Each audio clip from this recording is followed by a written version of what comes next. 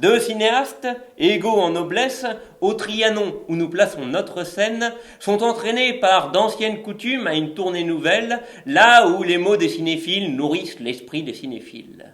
Si vous daignez nous écouter patiemment, notre zèle s'efforcera de vous éclairer sur Ghostlight. À la réalisation, des amants de Sundance, Kelly O'Sullivan et Alex Thompson, couple à la ville et à la création. Elle avait déjà écrit et tenu le rôle principal de Saint Francis, sous la direction de son compagnon, un film resté inédit en France, mais récompensé au Champs-Élysées Film Festival par la presse et le public. Entre humour et émotion, O'Sullivan y racontait les doutes d'une femme qui vivait un avortement tout en s'attachant à une enfant dont elle était la baby-sitter. Elle est cette fois-ci devenue co-réalisatrice pour avoir encore plus de contrôle sur la façon dont est racontée son histoire. En choisissant son thème, elle s'est posé la même question que pour Saint Francis, quel sujet me ferait le plus peur pour écrire?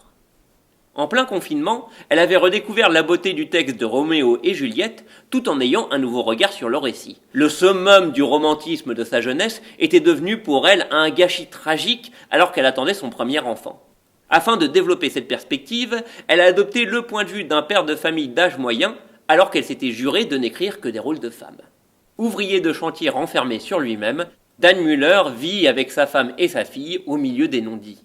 Pour le faire sortir de sa coquille, il faut une comédienne à la forte personnalité qui le recrute malgré lui dans une troupe de théâtre amateur qui monte le chef-d'œuvre de Shakespeare. Pour le rôle principal, Kelly O'Sullivan a écrit avec Keith Kupferer en tête, qu'elle avait dirigé au théâtre et qui lui semblait pouvoir être drôle tout en ayant de véritables accès de colère. Et qui de mieux pour jouer sa famille que sa fille et sa femme. L'audition on ne peut plus convaincante de Catherine Malone Kupferer a logiquement conduit au casting de sa mère Tara Malone, toutes deux actives sur les planches de Chicago. La dynamique de cette petite famille nourrit une chronique pleine de sensibilité et la famille s'étend avec la communauté théâtrale de Chicago qui complète le casting. Cette troupe soudée et polyvalente a travaillé dans une petite économie de tournage indépendant. L'actrice philippine Dolly De Leon, révélation de la Palme d'Or sans filtre, s'est intégrée quant à elle à merveille avec un rôle haut en couleur. Drôle et émouvant, Ghostlight est une chaleureuse déclaration d'amour au théâtre, à son travail collectif et à ses vertus cathartiques, que ce soit pour les spectateurs ou les comédiens et comédiennes qu'il peut libérer. On ne saurait trop en conseiller la pratique, surtout pour jouer des textes aussi beaux que ceux de Shakespeare.